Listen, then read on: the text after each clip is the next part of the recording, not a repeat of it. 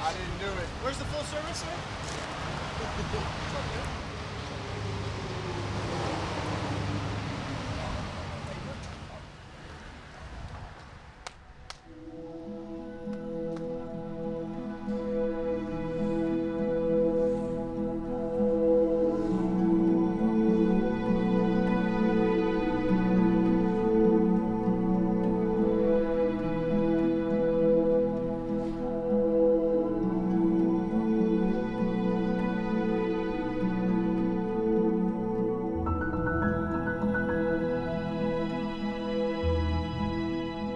Let's first start with the two of you. How did you all meet, and when did you meet? We met the first day of 8th grade. My family moved into Evanston, and I started a new school, and we were in 8th grade together. That's when we met. And so that's when the two of you met. Did you know you were going to get married right away? No. In 8th grade? I did. No. We got married while I was in the Navy. I got out of the Navy, went to work in an accounting firm. Did that for 4 years.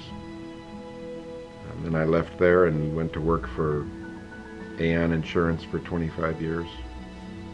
I retired from there and have done nonprofit work since then. Okay. And how about you? I taught school after finishing 2 years of college. I taught 6th, 7th, and 8th grade at St. Martha's, and 3 years later we got married, and then we started a family of 8 children. Eileen, Sheila, Patrick, Brian, Molly, Danny, Nora, and Jack. Brian was our 4th child, whom we are talking about today. You thought about having more children than just 8, didn't you? We did. We wanted more kids. I don't know why. Okay. We weren't real bright. Again, you should have stopped at 3, but it's not like you were on a farm, though. No. No. No, but we could have used cows. It's like we were on a city. So, with 8 kids, you never know what you get, right?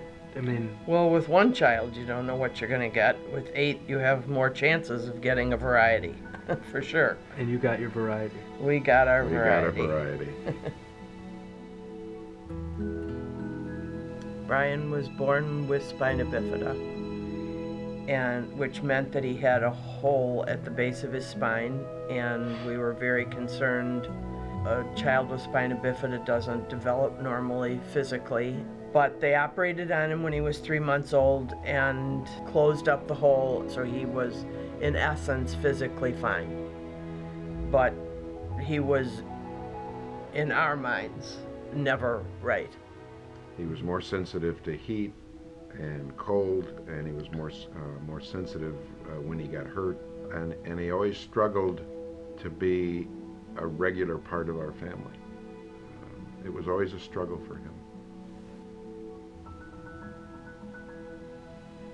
As a preschool child, I went to a child psychologist to try and figure out how to deal with him because he cried incessantly. So they tried to give me tools for dealing with him, but we tried and tried and tried, and it didn't seem to change it. But Brian appeared normal. I mean, whatever. Brian normal looked great. Brian looked great, right? So that was that Right. invisible disability, right? Right. When he was 16, a doctor tested him and told me in a quote, if Brian were in a wheelchair, people would understand how disabled he is. When Mom went to get some advice, we would talk to doctors at his physicals. We tried to get help. Nobody identified anything about Brian specifically that could have been helpful.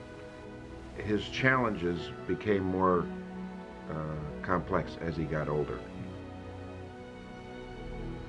He was 21 when he was in a facility in California and they diagnosed him as bipolar schizophrenic. The schizophrenia became the controlling factor, I think, the hallucinations and the... Yeah. the highs and the lows of being bipolar. Yeah. He loved the highs, and he was willing to put up with the lows. He didn't want to take medication that would stop the cycle that he was going through. So, Brian acted out as part of Right. this. Is that right? Right. He started drinking and using drugs. He was in the Texas prison system, and every time he did something, they just made the consequences more challenging. I mean, he ended up with a 15-year sentence. He tried to escape the county twice. He beat up a guard when he was trying to escape. He got out of the county jail for an hour, and it cost him 15 years of his life. Brian's brain didn't learn. He didn't learn from experience. He could do the same thing over and over again and hurt himself or get in trouble. And I would always wonder, why isn't he learning from something? So if he got an urge to go do something, he would do it, even if he had done it before and gotten in lots of trouble, like getting put in prison. What we realized in his first year of imprisonment was that he was infected, had HIV, and we didn't know that. He was just starting to deal with it, the knowledge or fact of it. As he spent 8 years in prison, they took care of him. He had an episode where he almost died while he was in prison from pneumonia. We all went down to see him. Mom and I stayed for a month while he recovered. And we didn't know if he was going to live or die. He was 24, 25 years old. The whole thing was heartbreaking, absolutely heartbreaking, because he, as much as he wasn't innocent, he was innocent. He was an innocent human being who just didn't know how to handle the world. I think, you know, when you say what made us have 8 children or made us decide to do that, I think all 7 of Brian's siblings made his life wonderful, because he didn't have just 1 or 2 people to go to. He had a whole variety of people who could, on any given day, play with him and accept him, and everybody had different things they could do with him that made his life really rich, I think.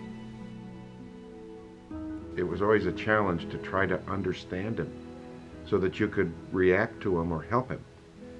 And I found out was I could love him, but I couldn't give him an answer. He told me that this was after he'd gotten out of prison and he was in the hospital, and he said, "I wish we'd have known more when I was growing up. I wouldn't have had to go through all of this. Or maybe this wouldn't have ended up this way." They knew very little when Brian was young, believe me. And I hope kids with these issues are getting more help now. I really do. Do you think Brian came to peace with his life at the end of his life? I do. I do. Yes, I think he really enjoyed every minute he was with all of us at the end. The thing I think of as we sit here and talk about Brian, from when he was a baby to when he died, was that there were lots of good times.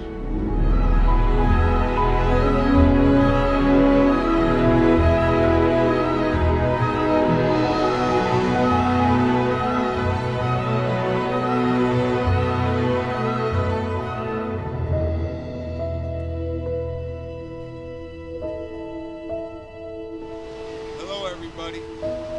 He's coming home. He's coming home.